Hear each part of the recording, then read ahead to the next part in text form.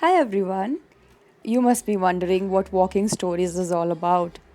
Now, humans are a walking, breathing, and living versions of the story that we have borrowed from someone, or maybe we have lived our lives as somebody else, and most importantly, we have survived.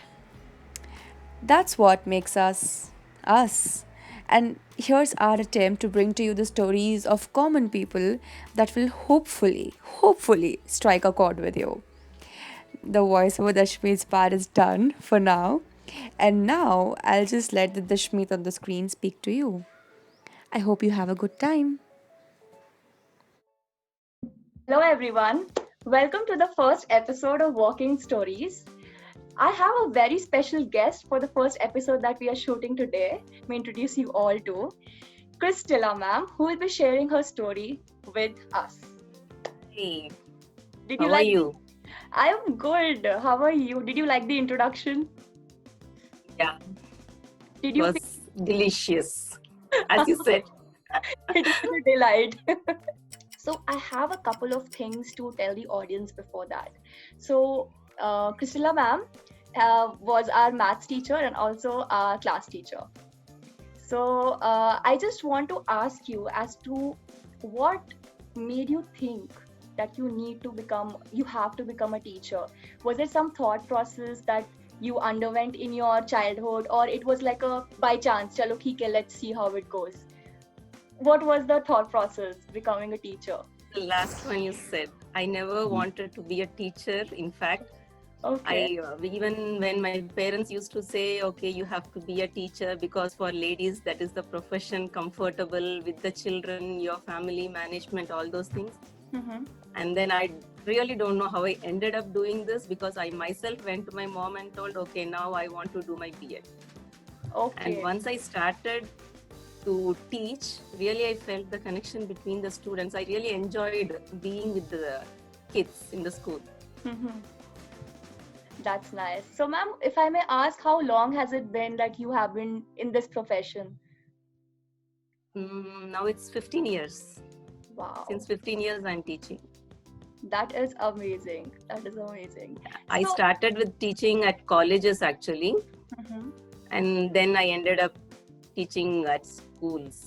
How did mathematics happen then? The only subject I loved Mm-hmm. and love, and Is it it is because? a kind of thrill, when a problem is given and you try and you get the answer. It is like a great achievement for me. Mm-hmm. So even I like biology, but I don't know. I feel nauseatic when I see few things in biology things, so I didn't want to choose that field. Hmm. So math, I love math. Did you have fun back in school, like proving LHS equal to RHS? That satisfaction you Yes, I get. really love doing that. Like I can relate because when I used to try to balance my balance sheet, it would hardly balance because the assets and liability side would never. So we would quickly create a suspense account and balance it. So there was some Yes. jugaad in that. But in mathematics, it's like you need to have your theorems in place. You need to understand whatever calculations have taken. You used to not just teach us mathematics. You used to keep it very interactive. That No, okay, that this. is because Mm-hmm. when you say you teach math, everybody will be like, math, you teach math. Then I felt, okay, fine, this is a subject everybody fears. Hmm. So I shouldn't make it more complicated. That is the reason I used to make fun, and I won't be teaching the complete whole 45 minutes math itself. Sometimes I just make fun of few people, Hmm. few things, the Yeah. way we talk, all those things, no, so that I can keep myself alive Hmm. when I teach math to the students who are like, math class, why this teacher came, why Yeah. didn't she take leave, kind of thing. No, that shouldn't happen. We used So that to is why I forward thought, the okay, class. let us mix both. Yeah. That is interesting. Sister, I studied in convent, at a convent. So one sister was there, mathematics. She teaches very good math, and like I felt like, no, okay, fine, she is conveying it in a good way. This is how a teacher should be teaching. And I had a chemistry teacher, nothing I understood. She was very brilliant, really, very much highly qualified, but she couldn't come down to my level, I should say. I never understood chemistry. So I always have that in mind. So I always look at the children when I teach to get the good vibes, you know. If I see confused face and all, I can never go past that concept. I think some students used to say, ma'am, we understood, please, next. I never go. If you understood, okay, fine, you do that. I have to attend to this child.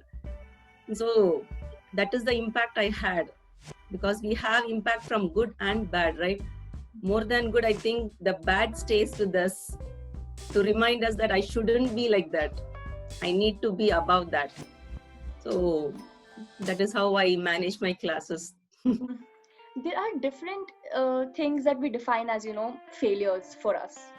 So if there is anything that you think in your perspective was that, hey, I could have done that, but I couldn't. Is there anything like that that you would like to share?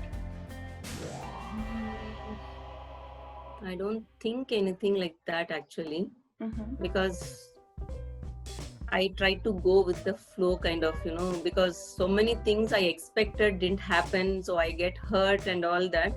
So it is kind of, okay, this is what is happening, let it happen. That kind of thing. So I don't think I feel I could have done this in a better way and this in a better way and all.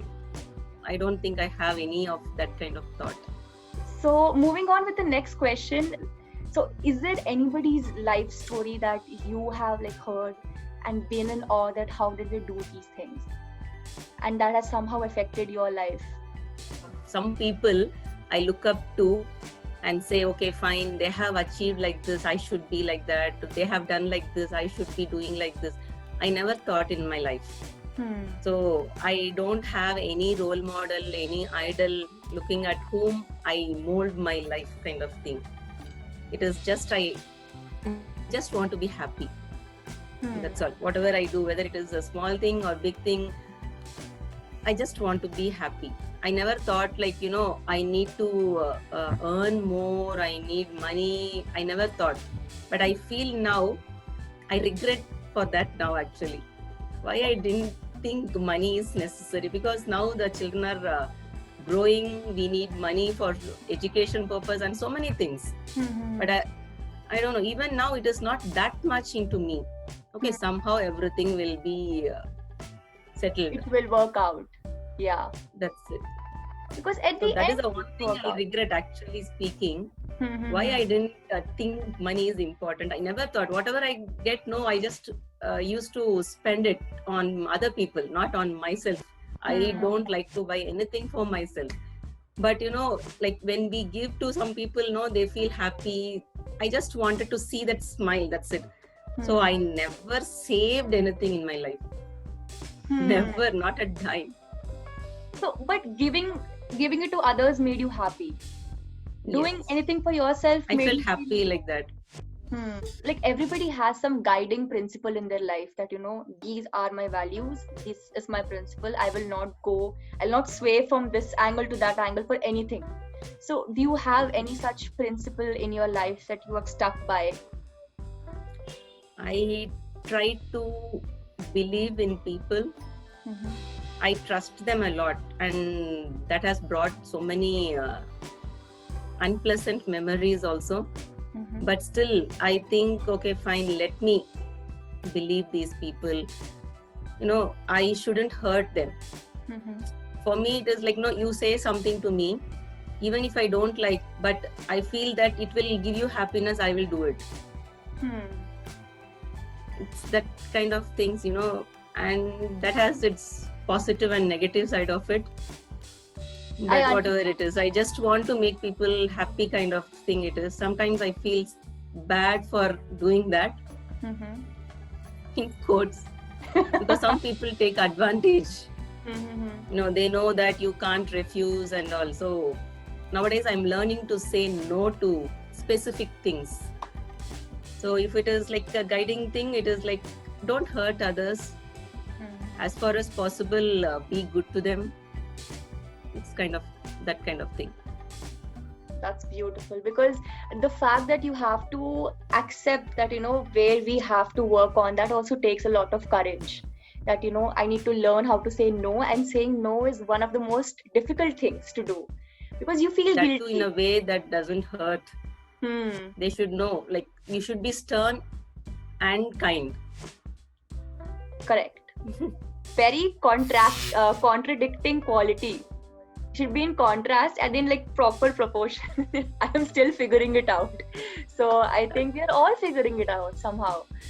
So yes. I was figuring it out at this age, and I'm still balancing. Same thing. I have also not figured it out. Abhi, it's like, Okay. goes this side, goes that I side. shouldn't drive people away from me, but at the same time, I should know where I stand and where they have to be. That Correct. That's a good learning. Everybody in the audience, I hope you've taken some lessons from this. That you need to learn to say no, but not for everything. If your mummy says to go fill the water bottle, you have to. वो तो करना पड़ेगा. Okay. So the question for you is, if not teaching, what else would you be doing?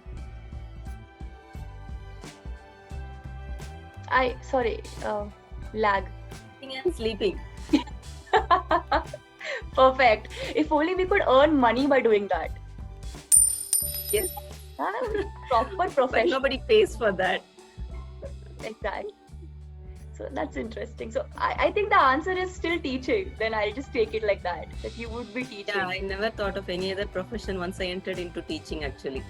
I love teaching. That's nice. Because it is a challenge, actually. It is not like, okay, teacher.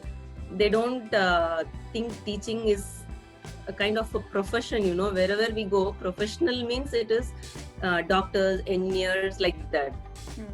Okay, but teaching profession is not at par with those. But actually, doctors or whoever, whatever profession, they are themselves doing some things. But for us, it is different. 40 children, and each child has 2 parents, and the family, we need to, we need to meet all their needs, whatever they are bringing. And at PTM and all, you must be knowing, right? How they come and ask questions, and we cannot lose this. Yeah. No from. Always. So it is a kind of, I don't know how to say, but public relation officers and the HR people, even they can lose their temper and shout at the people who ask questions, but we can't. Yes. We can never do that with the children or with the parents or whomever it is, with the management. But it is a kind of, it's a profession where you need to be at your best all the time. That's true. Students can ask you questions, and one thing I learned from one of my professors is, if a student comes and asks some doubt, if you don't know, don't tell, oh, this, that, wrong things, don't tell. Just be frank. I don't know this.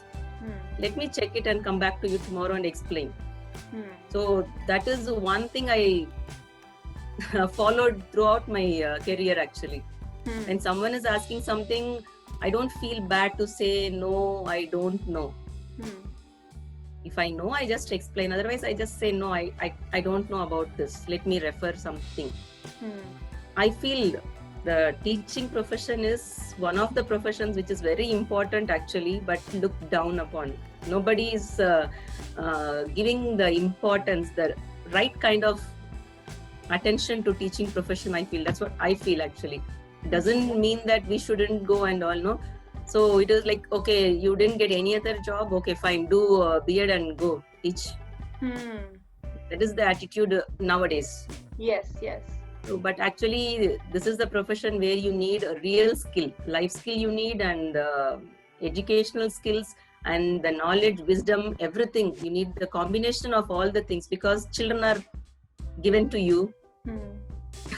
It is a kind of like, we are raising the children, all of them. So we need more wisdom for that. You can't take a day off and be like, somebody else will cover for me. You have to be there. You have to, be responsible. So, ma'am, when you get frustrated or angry, what do? There would be some days where you're just like, okay, enough is enough. So then what do? You eat and sleep? Try to control a lot. Sometimes when the kids keep irritating and all, no, I just avoid listening to them. I just concentrate on my teaching, and they know they have crossed their limit and they keep quiet. Because we cannot shout at the kids, because what I feel is today I can shout at the same child, tomorrow I need to speak to him, right? I can't do that. So it is a kind of, I don't know, I feel like I shouldn't be harsh with the students because I am here to teach them. It is not like I get angry, I shout at them, and in turn they will hate math. Everything is connected. So already they don't like math. So even if I scold them and I am very hard on them, no, they'll be like, this teacher is coming, no, she will anyway shout at me, why to concentrate, why to do these things. So whenever they ask some questions which gets me irritated also, I try to make it as a jovial conversation and turn the table around. And if I'm not able to do that, then I just keep quiet and do the teaching part. Then they'll be quiet. I learn so many things, the same problem, same concept. I learn how to teach. Sometimes I learn so many new things actually by the way of teaching and all. No, I never when you ask a question, you want me to clarify your doubt. I cannot be prepared. Like you will be asking me this doubt and how. So I need to be spontaneous. So whenever I do some things and I watch something, I feel okay, fine. This is the incident I can use. If at all something happens. So that small incidents, I just try to remember. So I keep telling to my friends, my family also know those such and such student, this person is doing something there, here, and they are doing this in life and all. No, it is like, it gives so much of joy when we know that, okay, these children whom we taught, they are something in life. Yeah. That's priceless. That's Priceless. So, ma'am, क्या आप emotional कर देते हो कैसे एकदम full emotional? This whole idea of a teacher being your mentor in life or being your friend in life is very alien to a lot of people. So the thing I had a teacher who was so friendly and all. No? When teacher comes there, good morning teacher, we say, and we move other side. Yes, that's true. Now maybe the trend is changing. Little friendly we can be, and we should be. If at all we need to reach the students. That's true. So the trend is changing now. The trend is changing. That is a very interesting point you've said right now. The trend is also changing because of the pandemic. Let's address the elephant in the room. Now, so many things have changed because of it. Especially it has changed. Like people like us, we work in the corporate. For us, it's not like a big deal working from home. Since it does not require us, to go and meet 40 people and teach them a concept each and every day. But for a teacher, it is very challenging. And doing it from a laptop, I mean, how has it been for you? How have you managed to you don't get a kind of satisfaction when you teach to a class through this online platform. It is very difficult because children, they just keep it, the video, they just remove that, or they say, no ma'am, we cannot, and all those things. No, I don't know how they are able to concentrate, because for a child, as for me, if I am listening to somebody speaking, I need to have eye contact. If I don't look at the person, nothing enters. Even when I go to church, the preacher and all, I need to look at him. If I'm outside somewhere, whatever he is talking, I won't. I need to see the person. Okay. So it is very difficult now. Really, the children are great if at all they are doing good. What are the things you think can be changed when when we would expect to go back to the normalcy, when we'll go back to school? What are the things you think would change permanently? The children won't write notes. They will tell, send the notes to our email or notebook or whatever it is, why to write. When the children are going to get back to the school, handwriting is one, they are going to be like horrible, I feel. Because they are not at all writing anything now. Everything they are seeing from laptop or mobile, and they are learning. Nobody is bothered about writing the notes except for math. Math anyway you have to write.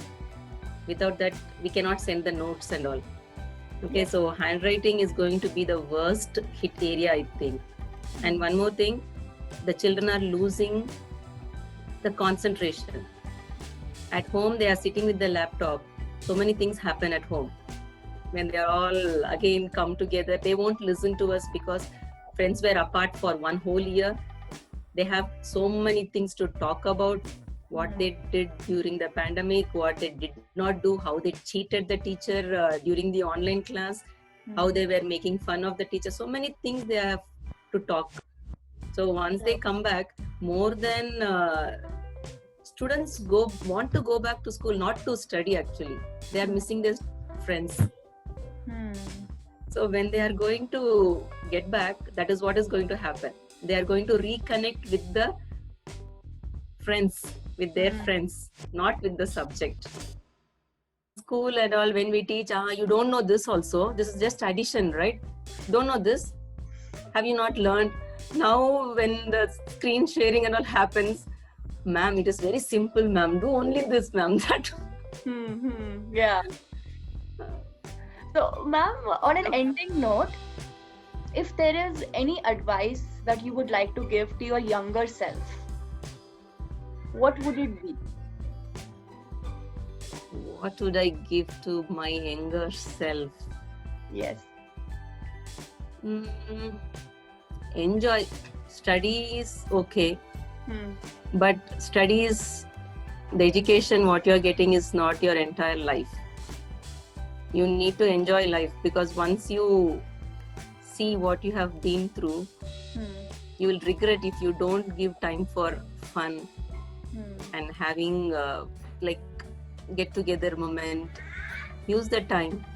Be happy in life. Whatever we are doing is just to make us happy. If you are not happy, you are holding yourself with so many things. What is the use? We die. Who is going to enjoy all that? Wow, that just took a philosophical turn. Enjoy your life. If you can't enjoy, at least be happy. Whatever you have. Enough. This quest for happiness only will take us so much time to understand. What is happiness, the definition of happiness for each and every person, but you put it in a very sweet way that, just enjoy, take things slowly, everything will happen, and don't think studying is the only It's not as we say, like we say, fine, things will happen, wait for that waiting word, too heavy. Don't you think?